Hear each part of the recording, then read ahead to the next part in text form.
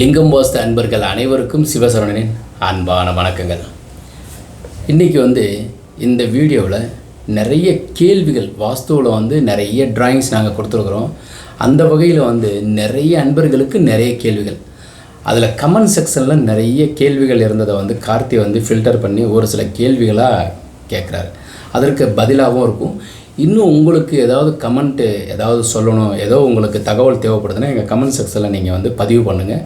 அதுக்கு நிச்சயமாக அதிலே பதில் சொல்லுவோம். இல்லைனாலும் பெரிய கேள்வியாக இருந்துச்சுன்னா அதற்கு உண்டானதை நாங்கள் எழுதி வச்சு உங்களுக்கு பதில் சொல்லிடுவோம்.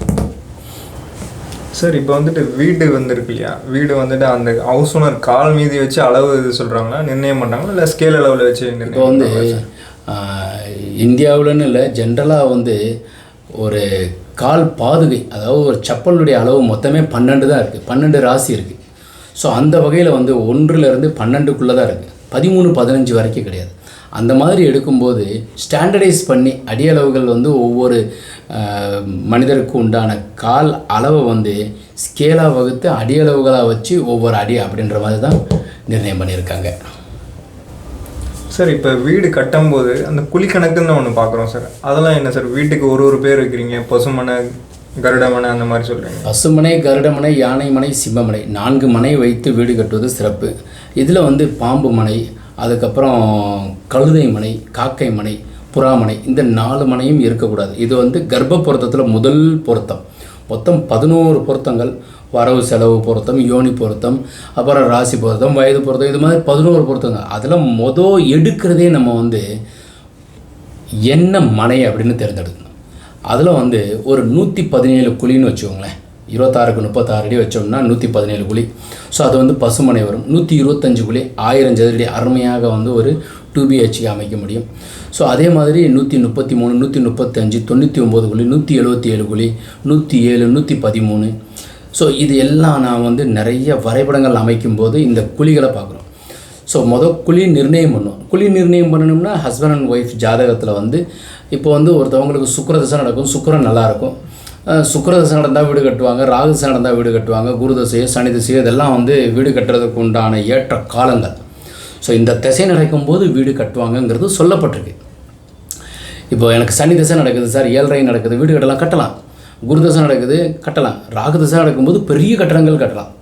ஸோ இந்த கட்டடங்கள் கட்டும்போது அந்த ஜாதகத்தில் சுக்கிரன் உச்சம் பெற்றிருக்கு, சுக்கிரன் ஆட்சி பெற்றிருக்குன்னு வச்சுங்க. அப்போ அங்கீச பொருத்தம்னு ஒன்று இருக்குது. வாழையடி வாழை பொருத்தம், தலைமுறை பொருத்தம். சுக்கிரன் அங்கீசம் வச்சு வீடு கட்டிக்கலாம், குரு அங்கீசம் வச்சு வீடு கட்டிக்கலாம், கேது அங்கீசம் வச்சு வீடு கட்டிக்கலாம். ஸோ இது மாதிரி ஆல்ரெடி இப்படி வச்சு கட்டிட்டோம்னா வாழையடி வாழை அப்படின்றது என்னென்னா ஒரு 3 தலைமுறை அந்த கட்டடங்கள் நிலச்சிருக்கும். ஒரு சிலர் சொல்லுவாங்க, ஸோ எங்கள் தாத்தா கட்டியிருக்கிறாரு, எங்கள் தாத்தாவுடைய தாத்தா கட்டின வீடு மண் சோறு தான் அவ்வளோ ஸ்ட்ராங்காக இருக்கும். இன்றைக்கெல்லாம் ஒரு 4 இன்ச்சு சோறு கட்டுறாங்க, விழுகிற அளவில் இருக்குது, இல்லைனாக்கா உடனே பயங்கரமாக கிராக் கொடுக்குது. ஸோ இதெல்லாம் இந்த வயது பொருத்தத்திலே இல்லை அங்கீச பொருத்தத்திலே இல்லாமல் இருக்கும். முக்கியமாக இந்த குழிங்கிறது யார் ஃபாலோ பண்ணாங்க அப்படின்னாக்கா, முந்தைய அரசர்கள், மன்னர்கள், பெரிய செல்வந்தர்கள், இன்றைக்கி ஒரு சிஎம் லெவலில் இருக்கிறவங்க, ஒரு பெரிய எம்எல்ஏ, எம்பிசி, மினிஸ்டர்ஸு, இவங்க தான் ஃபாலோ பண்ணுறாங்க. அதை சுருக்கி வடிவமைச்சு சின்னதாக்கியிருக்கிறேன். இன்னும் சரியாக சொன்னோம்னாக்கா ஆந்திராவில் நிறைய இது பார்க்குறாங்க. தமிழ்நாட்டில் ஓரளவு இது இப்போ ஃபாலோ பண்ண ஆரம்பிச்சிருக்காங்க. அனைவரும் இதை பயன்படுத்தணும். நல்ல ஒரு குழியெல்லாம் தேர்ந்தெடுத்து சுருக்கி வடிவமைச்சு இதை நாங்கள் கொடுத்துட்ருக்கோம். அதனால் குழிங்கிறது பொருத்தம் 11 பொருத்தங்கள் தான் சொல்லியிருக்கிறேன். சார், நீங்கள் இப்போ நிறைய தகவல் யூடியூப்பில் சொல்கிறீங்க, அது எல்லாமே உங்கள் அனுபவமாக இல்லை புஸ்தகங்கள் நிறைய படிக்கிறனால என்ன இதெல்லாமே சொல்கிறீங்களா சார் தகவல்? எனக்கு ஒரு 52 வயசு ஆயிடுச்சு. ஃபீல்டுக்கு கிட்டத்தட்ட 32 ஆண்டுகள் ஆயிடுச்சு. 18 வாஸ்து புஸ்தகம் எழுதியிருக்கேன். நிறைய புஸ்தகங்கள் ஃபாலோ பண்ணுறோம். என்னுடைய அனுபவமும் எனக்கு இறைவன் கொடுத்த ஒரு வாய்ப்புன்னா நிறைய புஸ்தகங்கள் படிப்பது என்னுடைய ஒரு அன்றாட கடமை மாதிரி வச்சுக்கிட்டேன். ஸோ என்னாலும் புஸ்தகங்கள் எனக்கு நிறைய பேர் கொடுப்பாங்க, வாங்குவேன், போய் வாங்குவேன். ஸோ புஸ்தகங்கள் படிப்பது உண்டு. அதில் இருந்த அனுபவங்கள்.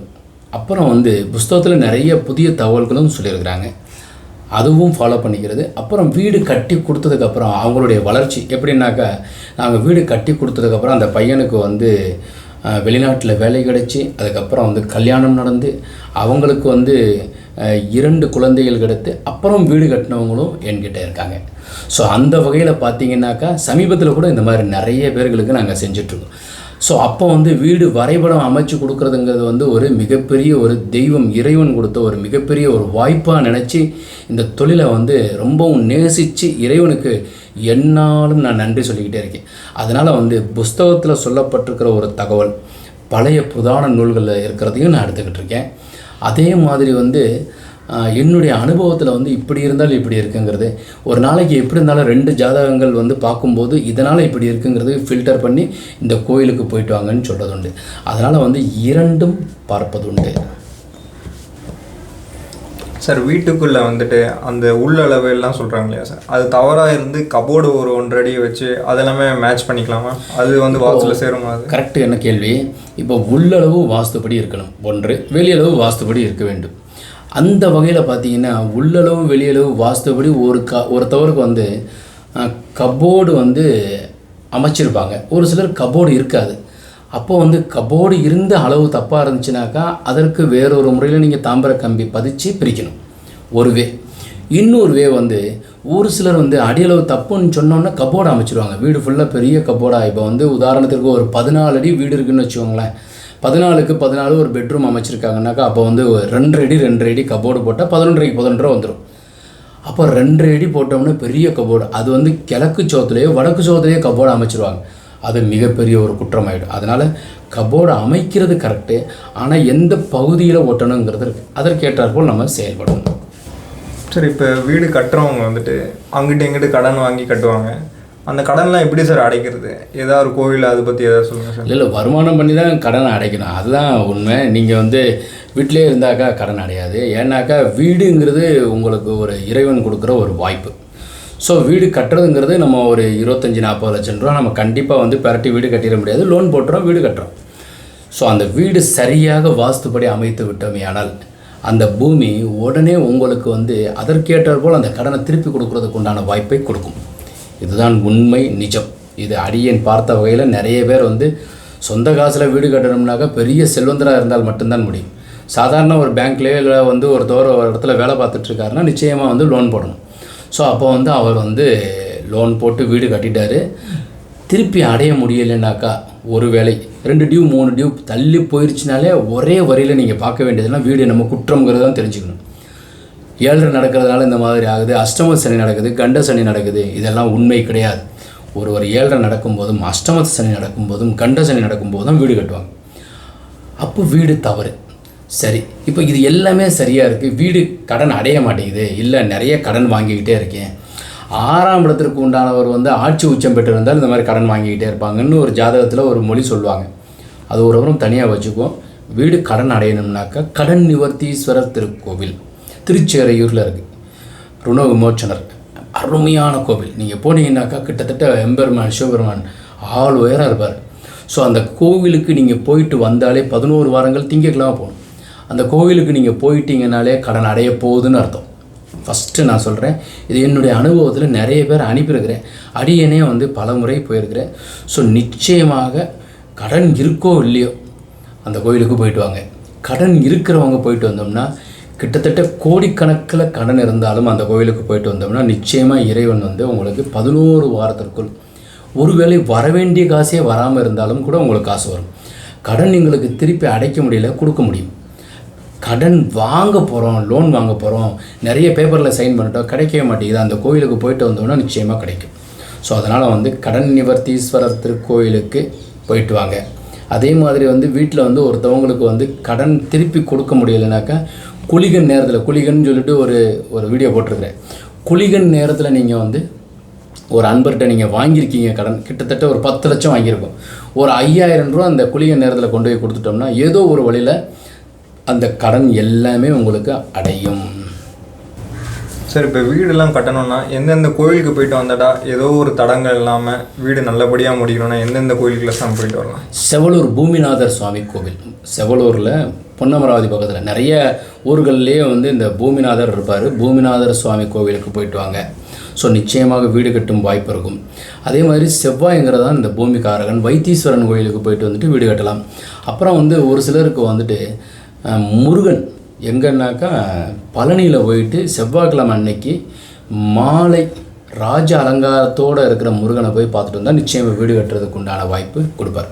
இதெல்லாம் ஜென்ரல் விதி, நான் சொல்கிறதெல்லாம். இந்த கோயிலுக்கெல்லாம் நீங்கள் வாய்ப்பு இருந்தால் போயிட்டு வாங்க. இன்னும் சரியாக சொல்லணும்னாக்கா, ஒரு அன்பருக்கு ஹஸ்பண்ட் அண்ட் ஒய்ஃப் 2 பேருக்குமே வந்து ராகுதசை நடந்துகிட்ருக்கு, வீடு கட்டுவாங்க. குரு தசையோ சனி தசையோ சுக்கிரதசையோ இந்த 4 திசை வந்தால் வீடு கட்டுவாங்க.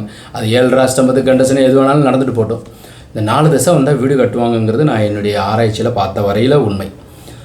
அப்போ அவங்கெல்லாம் எந்த கோயிலுக்கு போகணும்னா, யார் யாருக்கு எந்த திசை நடக்குதோ அந்தந்த கோயில்கள். இப்போ சுக்கிரதசை நடக்குதுன்னா ஸ்ரீரங்கமும் கஞ்சனூர் போயிட்டு வரலாம். ராகுதசை நடக்குதுன்னா திருப்பாம்பரம் துர்க்கை வழிபாடு பண்ணிக்கலாம் ராகுதசை நடக்கும்போது. அதே மாதிரி வந்து குருதசை நடக்கும்போதும் வீடு கட்டுவாங்க. திருச்செந்தூர் கண்டிப்பாக போயிட்டு வரணும். வியாழக்கிழமை காலையில் 6 to 7, மதியம் 1 to 2. முருகனை போய் தொட்டுட்டிங்கனாலே போயிட்டு வந்துட்டாலே ஒரு வீடு கட்டுறதுக்கு உண்டான வாய்ப்பு உங்களுக்கு வரும்.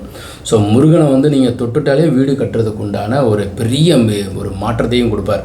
பெரிய எதிர்ப்புகள் இருக்குது, பக்கத்தில் இருக்கிறவங்க வீடு கட்டுறதுக்கு உண்டான ஒரு அமைப்பு இருந்தும் அவங்க தட்டிக்கிட்டே போகுதுன்னா முருகனை போய் தொட்டால், அதுவும் திருச்செந்தூர் அசுரனை வதம் செய்த இடம், அது வந்து மிகப்பெரிய ஒரு நல்ல வைப்ரேஷனான கோவில்.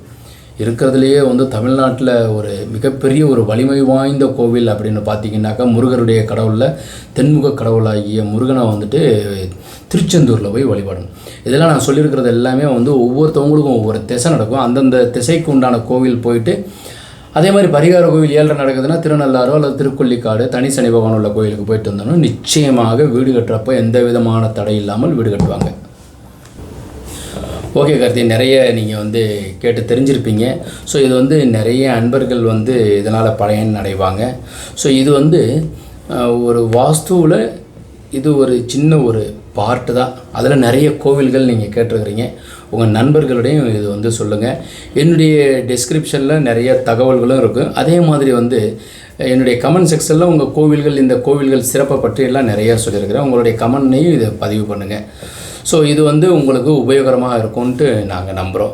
வாஸ்துபடி உள்ள வீட்டில் வசிப்போம், வளமுடன் வாழ்வோம். மீண்டும் நாளை ஒரு அருமையான தகவலுடன் சந்திக்கின்றேன்.